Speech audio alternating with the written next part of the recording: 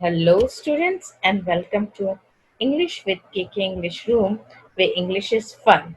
So, students of class 10, we have come up with the chapter Long Walk to Freedom, written by Nelson Woolley Shaza Mandela. So, you can see the spelling of Roli Shaza is different. There is no S is written, but when we pronounce African accent, it is Roli Shaza Mandela. So if we find difficult, let's say Nelson Mandela. So this chapter is written by Nelson Mandela, and we all know that he was the great leader of Africa, and he dedicated his life solely to get freedom for his country from the whites. So that's why the chapter name is Long Walk to Freedom. The walk was very long. For what? For the freedom. So उनकी जो यात्रा थी freedom के लिए struggle थी वो बहुत लंबी थी. So the title itself is very symbolic. It shows that the struggle was very long. The struggle for the freedom of Africa was very long. So uh, let's move. So we can say actually this is a book written by Nelson Mandela himself. So this describe about his whole journey, about his life, about his struggle, about his failure, about his success, all throughout his life. So whenever we read or we write something about your own, it is called autobiography.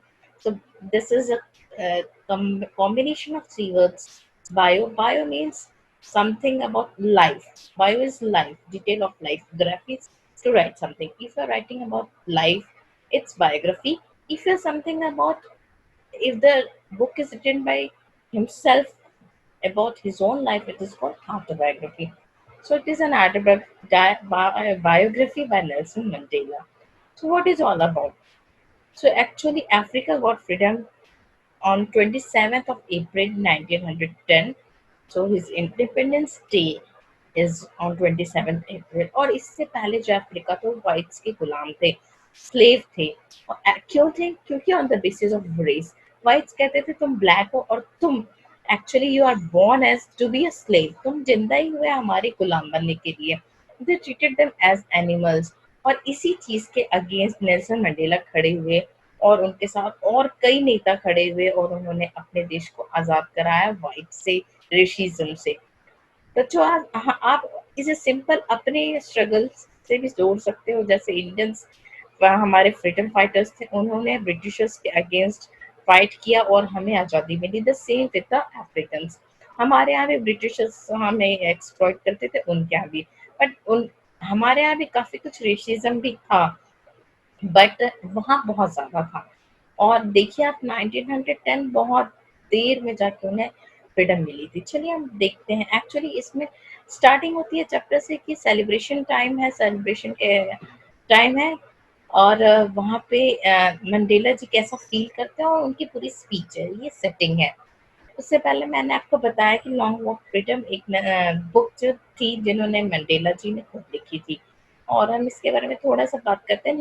Long Walk to Freedom is an autobiography written by South African president. और वो बाद में जब president बनते हैं उसी का description है, कैसे प्रेसिडेंट बनते हैं, क्या सेलिब्रेशन टाइम है, उनकी स्पीच में क्या इंपॉर्टेंट है, वो कैसा फील करते थे. एक्चुअली ये बुक काफी बड़ी है, बट इसका जस्ट लिया गया है ये चैप्टर. और हम बात करते हैं कि नेल्सन मंडेला जी ने अपने लाइफ के 27 ईयर्स, पूरे 27 ईयर्स बच्चों प्रिजन में बिताया. बहुत बड़ी बात होती है. उन्होंने पूरे यंग जो हुए वो यूथ एज अपनी उन्होंने 27 years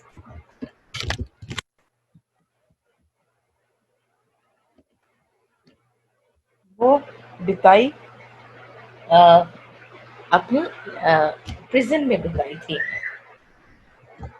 it was first publish in 1994 और यहाँ पब्लिकेशन डेट दी गई है इस बुक की. अब हम सेरेमनी की बात करते हैं क्योंकि ये सेरेमनी ओथ टेकिंग सेरेमनी है. मंडेला जी प्रेसिडेंट बनने वाले हैं अफ्रीका कंट्री के, जो अफ्रीका अब फ्री हो चुकी है. किससे?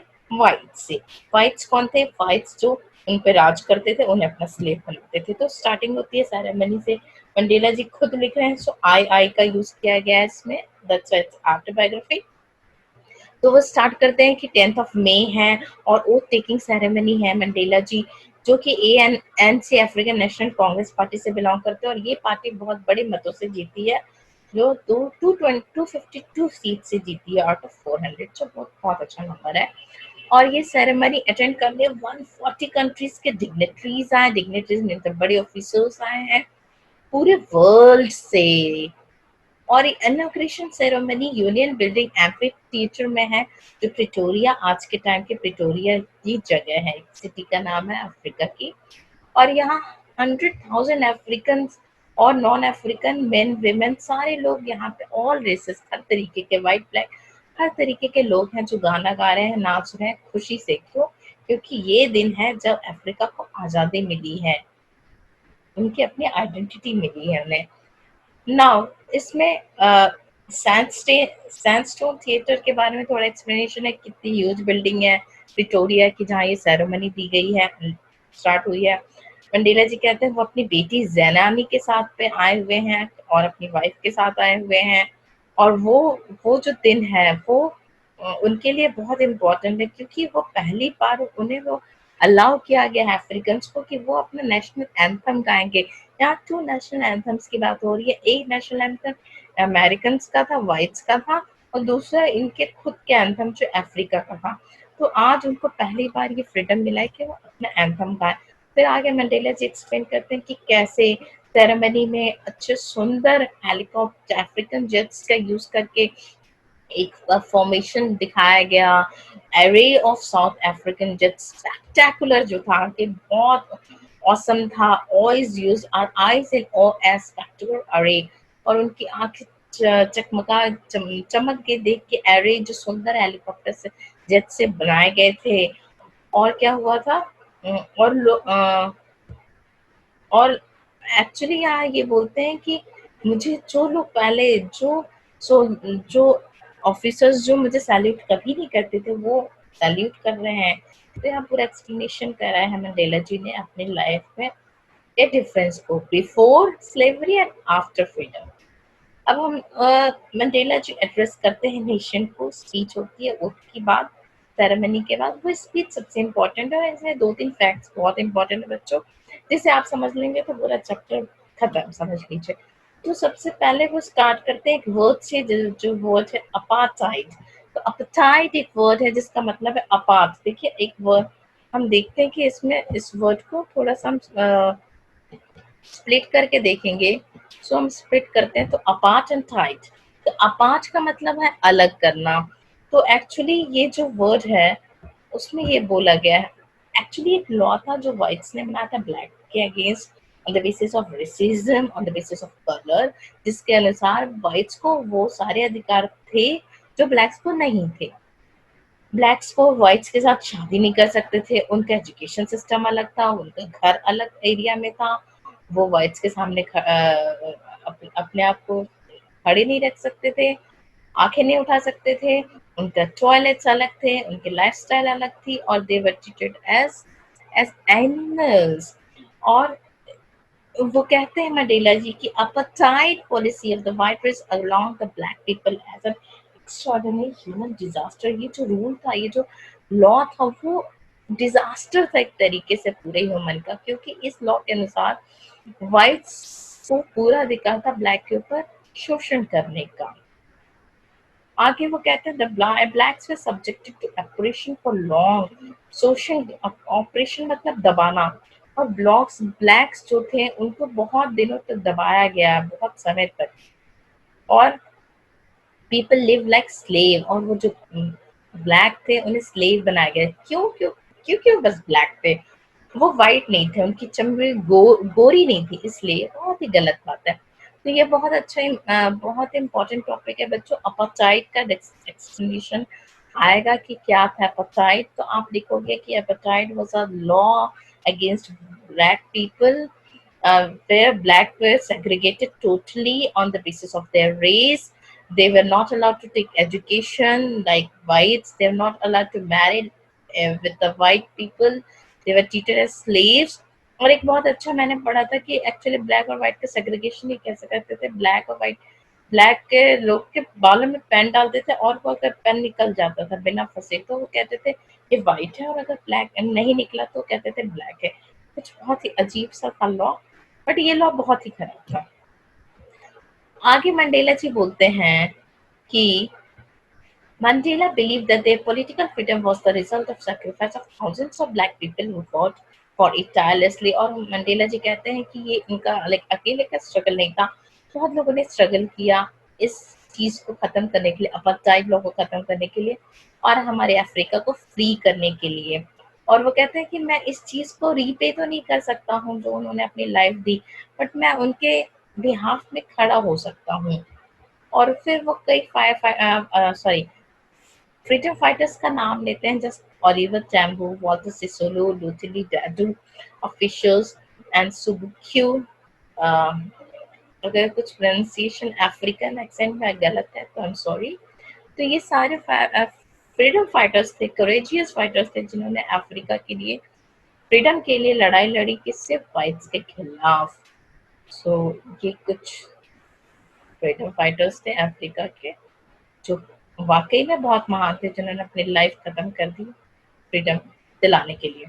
अब बहुत इम्पोर्टेंट है बच्चों, यहाँ आके जाके स्पीच में जो मंडेला जी हैं वो 2 ऑब्लिगेशंस के बारे में बात करते हैं। ऑब्लिगेशंस मतलब होता है कि आपका कर्तव्य, एंड हिंदी में कैसे कर्तव्य, जो आपको करना ही चाहिए। तो पहले ऑब्लिगेशन बात करते हैं towards his family, parent, his wife and children. तो जैसे कि मैं हूँ, मेरा ऑब्लिगेशन मेरे बच्चे के लिए है पहला, कि उसे अच्छी शिक्षा देनी है, उसे एक करियर देना है, अपने हस्बैंड के लिए है, मेरे खुद के लिए, मेरे फैमिली मेंबर्स के लिए। तो ये आपके इंडिविजुअल बेस पे अपना आपका एक कर्तव्य है। और दूसरा कर्तव्य क्या है भाई? दूसरा कर्तव्य है towards the society, towards the community, towards the nation. जो आप अपने नेशन के लिए करते हैं, जो मैं इंडिया के लिए करूंगी, अपनी कम्युनिटी के लिए करूंगी, ये दूसरा ऑब्लिगेशन है। फिर वो बात करते हैं कि ब्लैक पीपल जो थे वो फ्री नहीं थे अपने ऑब्लिगेशंस को परफॉर्म करने के लिए, उन्हें कोई अधिकार नहीं था। वो अपने बच्चे के बारे में सोचे, उनके एजुकेशन के बारे में सोचे, अपनी सोसाइटी के बारे में सोचे, या आ, अपनी कंट्री के बारे में सोचे, नेशन के बारे में उनको कोई अधिकार नहीं था। और अगर वो ऐसा करते भी थे तो वो पनिश्ड होते थे। अब आगे फ्रीडम, अब आगे जो मंडेला जी हैं वो बात करते हैं कि फ्रीडम क्या था उनके हिसाब से जब वो बच्चे थे। एक्चुअली जब हम बच्चे रहते हैं तो हम इतने समझदार नहीं होते, हमें लगता है कि फ्रीडम मतलब हाँ हमें अच्छे से बाहर जाने को मिल रहा है, खाने को, खेलने को मिल रहा है, ये फ्रीडम है, क्योंकि हम छोटे रहते हैं। बट लॉन्ग टाइम के बाद हमें पता चलता है फ्रीडम का मतलब क्या। तो यहाँ मंडेला जी कहते हैं जब वो छोटे थे तो उन्हें लगता था कि फ्रीडम का मतलब है कि फील्ड में, खेतों में दौड़ना, सुंदर पानी में, साफ पानी में तैरना, या फिर रोस्ट मिलीज को रोस्ट करना, कॉर्न्स को रोस्ट करना, या फिर धीरे धीरे चलती हुई बैलगाड़ी पे चढ़ना। उनके हिसाब से फ्रीडम यही था जब वो बच्चे थे। बट बाद में उनके समझ आया कि उनका क्या, इनकी ड्यूटीज है, not only for his family but through out the country. For now यहाँ पे नेक्स्ट बहुत इंपॉर्टेंट फैक्ट जो डिस्कस करते हैं वो ऑपरेशन एंड ऑपरेस्ड। बच्चों ये थोड़ा वर्ड काफी सिमिलर है, बट दोनों का बहुत ज्यादा डिफरेंस अलग है। ऑपरेशन जो होते हैं वो होते हैं शोषण करने वाले। तो यहाँ कौन थे करने वाले? वाइट्स थे। और जिनके ऊपर शोषण होता है वो कौन थे? ब्लैक्स थे। तो यहाँ पे बहुत ही तो अगर आप ऐसे देखोगे तो कई बार आप कंफ्यूज हो सकते हो, बट ये आप समझो, sir SOR is a person who is the doer and ED is a person on which the thing has been done। ठीक है, तो both operation the operation of deprive of the humanity. कहते हैं Mandela जी कहते हैं कि ये दोनों लोग, जो शोषण कर रहा था और जो शोषण जिसके ऊपर करा जा रहा था, ये दोनों ह्यूमैनिटी से अलग थे, डिप्राइव थे, मतलब दूर थे, उनके अंदर मानवता खत्म हो चुकी थी। क्यों? क्योंकि उनके अंदर गुस्सा भरा था, नफरत भरी थी। व्हाइट्स के अंदर ब्लैक के लिए नफरत थी और इसलिए वो ह्यूमैनिटी से दूर थे। और ब्लैक के अंदर व्हाइट्स के लिए नफरत थी, उन्हें लगता था ये इतना शोषण कर रहे हैं, तो उनके लिए कुछ मतलब ही नहीं था मानवता का, उनके लिए कंपैशन का कोई मतलब ही नहीं था उनकी लाइफ में। उन्हें लगता ही नहीं था कि लव नाम की कोई चीज थी। बस हेट और इनह्यूमैनिटी ही एग्जिस्ट करती है लाइफ में उनके। The person who disallows his freedom of his man is really an oppressor and a prisoner of hatred। और मंडेला जी कहते हैं कि जो ऑपरेशर है, जो किसी का शोषण करता है, वो प्रिजनर है, वो अपने आप में एक कैदी है, क्योंकि उसके अंदर नफरत भरी हुई है, लव नहीं है, कोई ह्यूमैनिटी नहीं है। और आगे क्या कहते हैं वो, कि जो बदला शोषित हो रहा था, जो ब्लैक्स थे, उनके अंदर कोई कॉन्फिडेंस नहीं था, उनके अंदर कोई ह्यूमैनिटी, मानवता नाम की चीज पर विश्वास नहीं था, क्योंकि वो इतने ज्यादा शोषित हो चुके थे, क्योंकि उनके अंदर पूरी तरीके से नफरत और गुस्सा और डर ही था। तो मानवता और प्यार उनसे बहुत दूर की बात थी। The who is oppressed by other, he too is the victim of his hatred। और जो कि दूसरों के द्वारा शोषित हो रहा है, वो खुद भी नफरत का शिकार है। तो the greatest lesson of the man is to learn the neither oppressed nor oppressed as both are sins again। तो आप ना तो ऑपरेसर बनो, ना ही ऑपरेस्ड बनो, ना तो शोषण करो, ना शोषण होने दो अपने ऊपर, क्योंकि दोनों ही मानवता के खिलाफ है। ये एक पाप है जो नहीं करना चाहिए हमें। बहुत अच्छा लेसन है ऑपरेशन और ऑपरेस्ट के ऊपर। तो बच्चों, थीम क्या है और हमें समझ आ गया है obviously. Black versus white theme है। व्हाइट जो अपने आप को बॉटम पे रखते थे और ब्लैक को हमेशा सॉरी, व्हाइट जो अपने आप को टॉप पे रखते थे और व्हाइट ब्लैक्स को बॉटम पे रखते थे, और वो हमेशा उन्हें भगवान समझते थे अपने आप को। वो खत्म हो गया था और वैसा होना भी नहीं चाहिए। अभी भी कुछ दिनों पहले केस हुआ था अमेरिका में, जॉर्ज फ्लाइड जो एक अफ्रीकन था, उसे मार दिया गया, और उसके अगेंस्ट काफी लोगों ने आवाज उठाई थी, उनके पुलिस के ऊपर काफी केस भी हो गया था। तो अगेन अगर हम कहें कि हाँ ठीक है, फ्रीडम तो मिल गया है अफ्रीका को, बट एक्चुअली ऑपरेशन जो अभी तक दिमाग में है लोगों के, व्हाइट्स के, कि blacks are meant to be slave, वो अभी तक खत्म नहीं हुई है। रेसिज्म अभी तक सही मायने में खत्म नहीं हुआ है, जो हमें खत्म करना है। आप कई बार ऐसा होता है बच्चों कि आप अगर खुद भी आप देखो कि अगर आप किसी ब्लैक को देखते हो तो सबसे पहले आपको लगता है अरे कितना काला है, या कई बार बच्चे एक दूसरे को बोलते हैं अरे तू तो कितना काला है, मैं तो गोरा हूँ। ऐसा नहीं होना चाहिए, क्योंकि भगवान ने सबको एक आइडेंटिटी दी है।